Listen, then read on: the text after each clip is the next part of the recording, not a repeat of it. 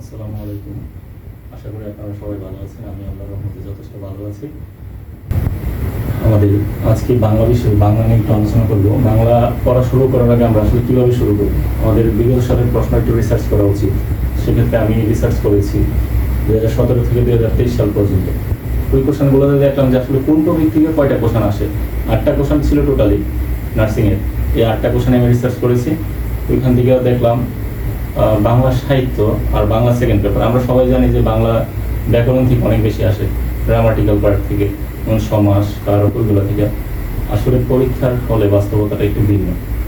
পরীক্ষার হলে দেখা যায় আমি এই 8টা কোশ্চেন থেকে দেখলাম 62টা আসছে হচ্ছে বাংলা ব্যাকরণ থেকে, 8টা কোশ্চেনে, ঠিক আছে। এর মধ্যে কিছু আবার একাধিকবার আসছে, আর 91টা আসছে হচ্ছে বাংলা সাহিত্য থেকে। তাহলে আমাদের বাংলা সাহিত্য থেকে অনেক বেশি কোশ্চেন আসছে। এবারে যে হচ্ছে একটা 41% আর একটা হচ্ছে 59%। সো আমাদের বাংলা সাহিত্যটাকে কোনোভাবেই কম করা উচিত নয়। আমরা জানার অভাবে হয়তো অনেক সময় কম করে থাকি। সো আমরা বাংলা সাহিত্যে একটু জোর দেওয়া উচিত। বাংলা ব্যাকরণ তো অবশ্যই জোর দিব, সাথে সাহিত্যটারও একটু জোর দেওয়া উচিত। তো আজকে আমরা যে কোশ্চেনগুলো আলোচনা করবো এগুলো হচ্ছে পত্র পত্রিকা থেকে যে কোশ্চেনগুলো আসছে। এই 8টা কোশ্চেনের মধ্যে আমি যা পাইছি, ছয়টা প্রশ্ন পাইছি পত্র পত্রিকা থেকে। ছয়টা এখানে লেখা আছে, এখানে দেখছেন 4টা, 2টা 2বার করে আসছে আর কি। সেজন্য 6টা কোশ্চেন প্রায় ধরতে গেলে প্রতি বছরই পত্র পত্রিকা থেকে আসে।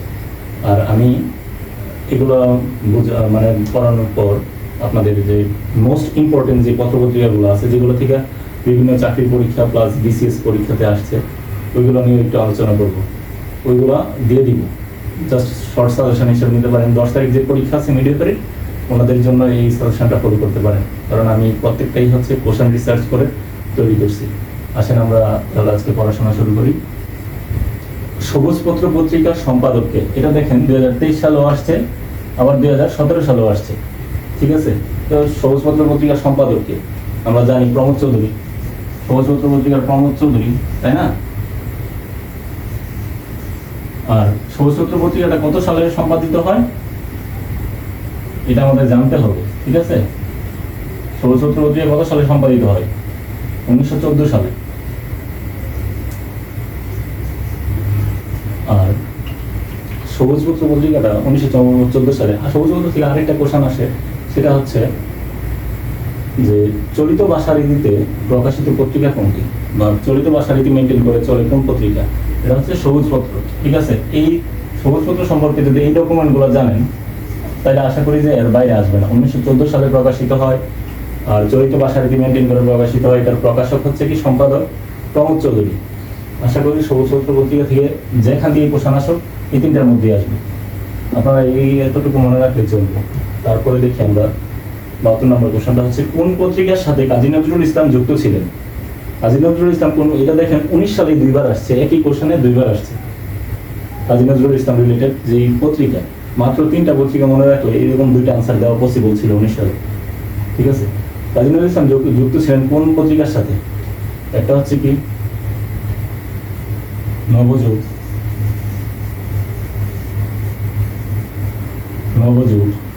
লাঙল,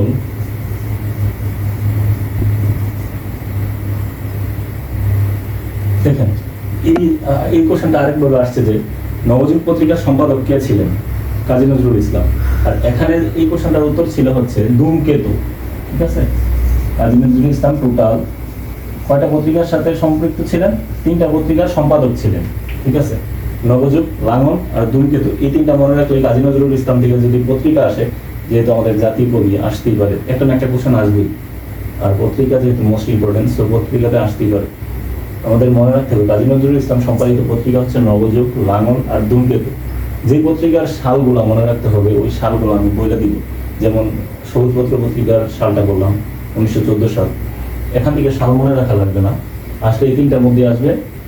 একটা কোশ্চেন আসছে হচ্ছে 2019 সালে যে কোন পত্রিকার সাথে কাজী নজরুল ইসলাম যুক্ত ছিলেন, ওইটার আনসার ছিল ধূমকেতু, ঠিক আছে। আর আরেকটা কোশ্চেন আসছিল একই সালে, বাংলা থেকে তো 80-20টা কোশ্চেন, তার মধ্যে 2টাই ছিল কাজী নজরুল ইসলামের পত্রিকা। আর এটা ছিল নবযুগ পত্রিকার সম্পাদক কে ছিলেন? কাজী নজরুল ইসলাম। তাহলে আমাদের 2টা কোশ্চেন সলভ করা শেষ এখানে। তারপরে আমরা যাই বাংলা ভাষায় প্রকাশিত প্রথম সংবাদপত্র। এই যে একটা সুন্দর কোশ্চেন, বাংলা ভাষায় প্রকাশিত প্রথম সংবাদপত্র কোনটা? আমরা সবাই জানি সমাচার দর্পণ, তাই না? সমাচার দর্পণ এটা আসলে কত সালে প্রকাশিত হয়? 1818 সালে, ঠিক আছে? সমাচার দর্পণ 1818 সালে। আর এটার সম্পাদক কে ছিলেন? সম্পাদক ছিলেন হচ্ছে George Clark Marshman. George clerk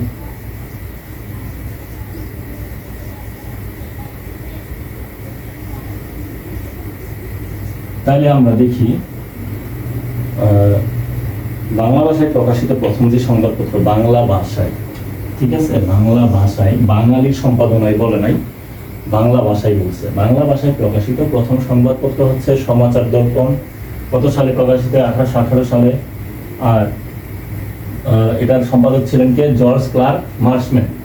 এই 3টা ডকুমেন্ট আমরা সমাচার দর্পণ থেকে মনে রাখবো, অবশ্যই সালটাও মনে রাখবো, আবার সম্পাদকের নামটাও, কারণ যে কোনো একটা আসতে পারে। ইভেন 10 তারিখ যে পরীক্ষা মিডিয়াফেরি, আশা করি পত্রপত্রিকা থেকে আসলে, আমি আজকে যেগুলো পড়াবো ওইগুলো থেকেই আসবে ইনশাআল্লাহ, বাকিটা আল্লাহ জানে। তবে সম্ভাবনা খুব বেশি, কারণ আমি বিসিএস প্লাস বিগত সালের বিভিন্ন পরীক্ষায় যেগুলো আসছে ওইগুলো নিয়ে রিসার্চ করে পত্রপত্রিকাটা সাজাইছি। খুব কম পড়া, সিলেবাসটা খুব ছোট করে ফেলছি, বাট প্রত্যেকটাই ইফেক্টিভ। আমি যে কটা ক্লাস নিব প্রত্যেকটাই হচ্ছে ইফেক্টিভ ক্লাস প্লাস সাজেস্টিভ। আপনাদের মনে করেন বিগত সাল থেকে যেগুলো আসছে ওইগুলো নিয়ে, তারপর হচ্ছে ওইগুলোর সাথে কোনগুলো মোস্ট ইম্পর্টেন্ট ওইগুলো নিয়ে। এখন আসি আমরা ঈশ্বরচন্দ্র গুপ্ত সম্পাদিত সংবাদপত্র। ঈশ্বরচন্দ্র গুপ্ত কত সালে আসছে? 2018 সালে, ঠিক আছে? ঈশ্বরচন্দ্র গুপ্ত সম্পাদিত সংবাদপত্র কোনটা? এটা হচ্ছে সংবাদ প্রভাকর, ঠিক আছে?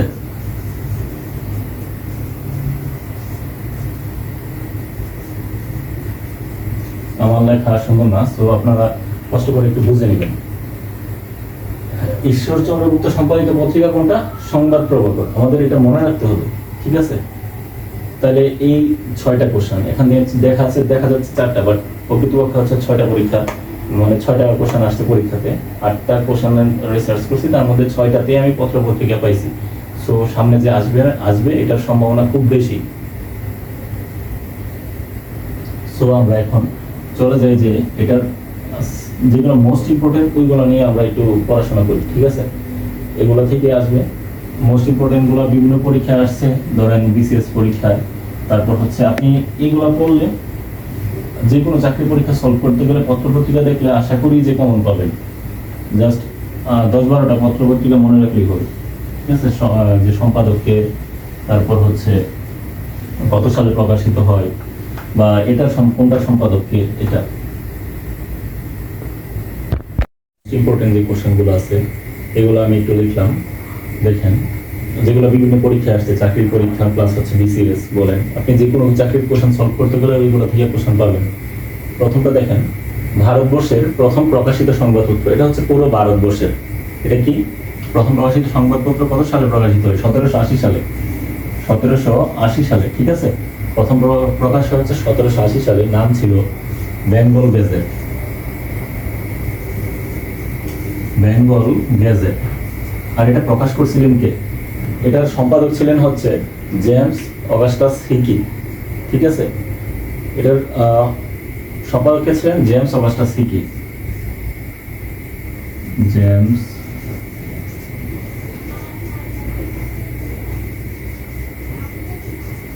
অগাস্টাস হিকি, ঠিক আছে? এখন দেখেন এটা সম্পর্কে যে 3টা ডকুমেন্ট আছে আমি আপনাদের জানাই দিলাম।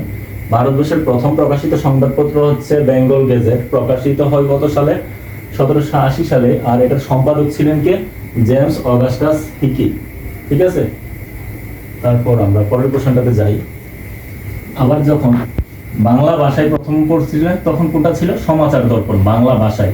আর এখন দেখেন ওইটা ছিল বাংলা ভাষায়, বাঙালির সম্পাদনায় বলে নাই, বাংলা ভাষায় ছিল সমাচার দর্পণ। এখানে বলছে বাঙালির সম্পাদনায় প্রথম সংবাদপত্র। এটা কি? বাঙালির সম্পাদনায় কোনটা? এটা হচ্ছে আপনি তো পড়ছেন যে ভারতবর্ষের প্রথম প্রকাশিত সংবাদপত্র হচ্ছে বেঙ্গল গেজেট, আর বাঙালি সম্পাদনায় যেটা এটা হচ্ছে বাঙ্গাল গেজেট, ঠিক আছে? একটু তফাৎ জাস্ট। বাঙ্গাল গেজেট এটা কত সালে, এটা আর হচ্ছে বাংলা ভাষায় প্রকাশিত প্রথম সংবাদপত্র দুইটা একই সালে, তাহলে হচ্ছে কত 1818 সালে। ঠিক আছে, এটা এখানে লিখি 1818 সালে। আর এটা বাঙালি সম্পাদনায় যে প্রকাশিত হয়েছে প্রথম সংবাদপত্রটা, এটার সম্পাদক কে ছিলেন, বাঙালি ছিলেন কোনো এক অবশ্যই। আর তখন কে ছিলেন, গঙ্গা কিশোর ভট্টাচার্য। ঠিক আছে, গঙ্গা কিশোর ভট্টাচার্য। ঠিক আছে, তাহলে এখান থেকে আমরা তিনটা ডকুমেন্ট পাইলাম। বাঙালির সম্পাদনায় প্রথম সংবাদপত্র হচ্ছে কি বাঙ্গাল গেজেট, ভারতবর্ষের প্রথম বেঙ্গল গেজেট। আর এটার সম্পাদক ছিলেন কি জেমস অগাস্টাস হিকি। আর বাঙালি সম্পাদনায়, যেহেতু বাঙালি অবশ্যই বাঙালিকে ছিলেন গঙ্গাকিশোর ভট্টাচার্য। কত সালে, 1818 সালে। ঠিক আছে, এই তিনটে ডকুমেন্ট শেষ। এটা থেকে তারপরেরটাতে আমরা যাই। তারপরেরটাতে দেখবো যে কি বলছে, বাংলা ভাষায় প্রথম সাময়িক পত্রটা। হ্যাঁ, সাময়িক পত্র হচ্ছে বাংলা ভাষায় প্রথম সাময়িক পত্র হচ্ছে দিগদর্শন। ঠিক আছে, দিগদর্শন এটাও প্রকাশিত হয় 1818 সালে। 1818 সালে। ঠিক আছে, তারপরে আমরা যাই বাংলা ভাষায় প্রথম দৈনিক পত্রিকা। দৈনিক পত্রিকা হচ্ছে সংবাদ প্রভাকর। বাংলা ভাষায় প্রথম দৈনিক পত্রিকা সংবাদ প্রভাকর হচ্ছে কি সংবাদ প্রভাকর। ঠিক আছে, তারপরের ডকুমেন্টে যাই আমরা।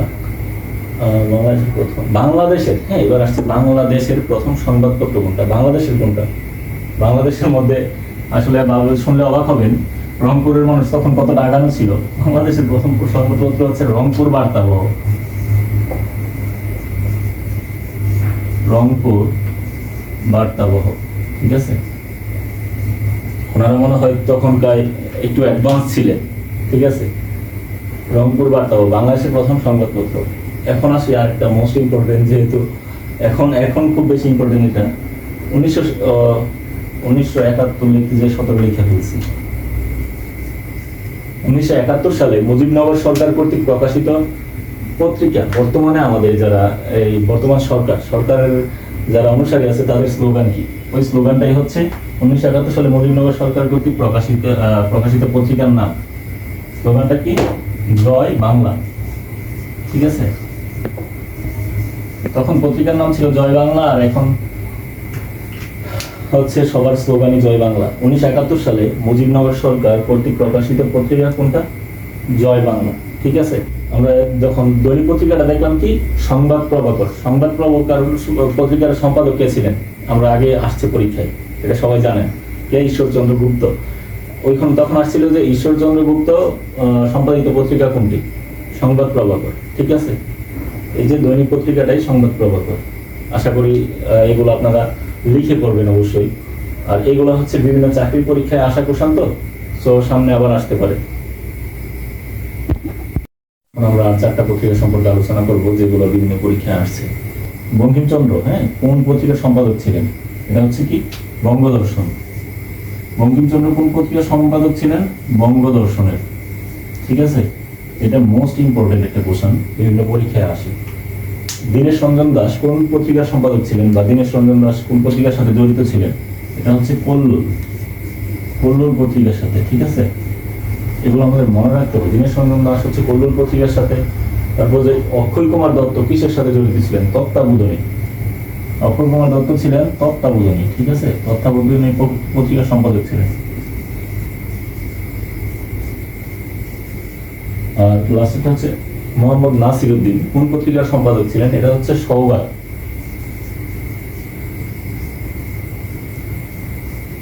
এই যে এই পত্রিকাগুলো আজকে লেখালাম বা পড়ালাম, যে মোস্ট ইম্পর্টেন্ট যে পত্রিকাগুলো, আশা করি আমাদের বিপিএসসি পরীক্ষায় বেশিরভাগ সময় এগুলোই আসবে, কারণ এর বাইরে আসার সম্ভাবনা খুবই কম। এগুলো হচ্ছে প্রত্যেকটাই আমি বিভিন্ন চাকরির পরীক্ষা থেকে রিসার্চ করে নিয়েছি, বিভিন্ন চাকরির কোশ্চেন রিসার্চ করে বের করলাম যে মোস্ট ইম্পর্টেন্ট কোনগুলো। আশা করি এগুলা থেকে আসবে। আপনারা এগুলা অবশ্যই লিখে পড়বেন, নাহলে মনে থাকবে না। লিখে নেবেন, তারপর শিখে নেবেন। আশা করি 1 নম্বর কমন পাবেন এখান থেকে। ইনশাল্লাহ। আর আমাদের নিয়মিত ক্লাসের আপডেট পেতে আপনারা অবশ্যই চ্যানেলটা সাবস্ক্রাইব করে রাখবেন এবং বেল বাটনটা বাজিয়ে রাখবেন। তাইলে আমাদের যেই সাজেস্টিভ ক্লাসগুলো আছে বা ইম্পর্টেন্ট ক্লাসগুলো আছে প্রত্যেকটার আপডেট আপনার কাছে চলে যাবে।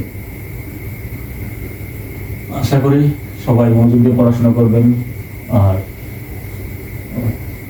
সাথে থাকবেন, সবসময় ভিডিও দেখবেন ক্লাসগুলো। আশা করি কিছুটা হলে আপনাদের দিতে পারবো, অন্তত সাজেস্টিভ কিছু ক্লাস। যারা আমার পড়াটা হচ্ছে দুর্বলদের জন্য মূলত, হ্যাঁ, যারা নিজেরা মেধাবী তারা যদি একটু রিসার্চ করেন আরো বেশি কোশ্চেন নিয়ে, আশা করি আপনারা আমার চেয়ে ভালো সাজেশন তৈরি করতে পারবেন। অবশ্যই জাস্ট একটু সময় দেন, সময় দিলেই হবে। আর যারা একটু দুর্বল বা হচ্ছে সময় নেই হাতে, ওনারা আমার এটা ভালোভাবে ফলো করতে পারেন, কারণ আমারটা রিসার্চ করাই আছে। সো আপনারা নিশ্চিন্তে ফলো করতে পারেন, ঠিক আছে।